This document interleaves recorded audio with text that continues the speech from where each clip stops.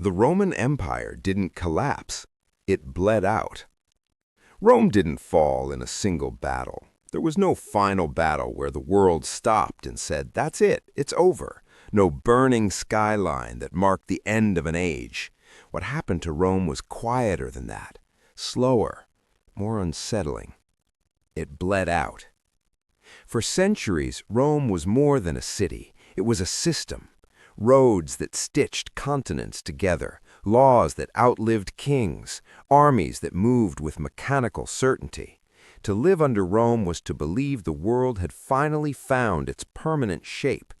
People were born Roman, they died Roman, they assumed their children always would be. That assumption was Rome's greatest achievement, and its most dangerous illusion. At its height, the empire stretched from the misty edges of Britain to the deserts of Syria. Grain from Egypt fed cities in Italy. Taxes from Gaul paid soldiers in Judea. Everything was connected. Everything flowed. But systems like that don't fail from one mistake. They fail from weight. Each new province needed roads, governors, courts, and garrisons. Each border demanded soldiers. Each soldier demanded pay. Each coin demanded taxes, and every tax pressed harder on people already stretched thin. Rome solved problems the way it always had, by expanding. New conquests meant new wealth, new labor, new resources. Growth paid for inefficiency. Victory covered cracks. Rome could afford to be imperfect because it was always getting bigger.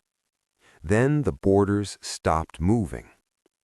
By the 2nd century, Rome had reached its natural limits. Beyond lay forests, deserts, and enemies that cost more to conquer than they returned.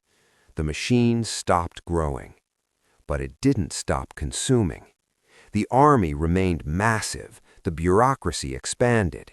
Emperors spent fortunes buying loyalty. Silver was shaved from coins. Inflation crept in. Trust thinned. The empire became expensive to live inside. Leadership began to fracture.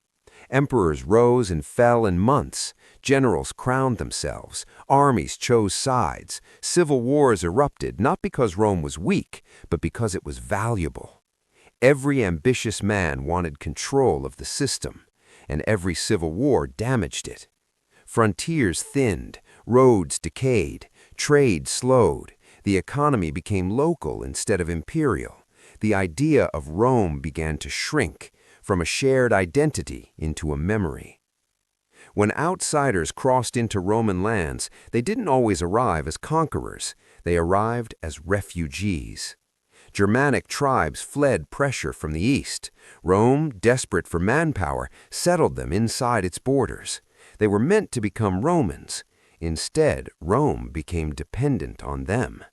Entire legions were now foreign-born. Generals no longer shared Roman culture.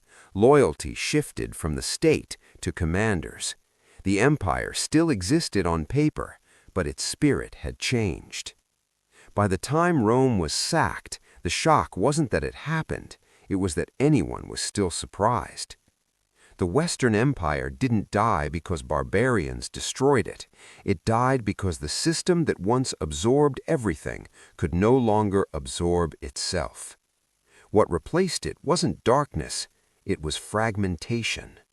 Roman law lived on, Roman roads remained, Roman cities became medieval capitals. The empire vanished, but its bones shaped the future. Rome didn't collapse, it slowly became something else.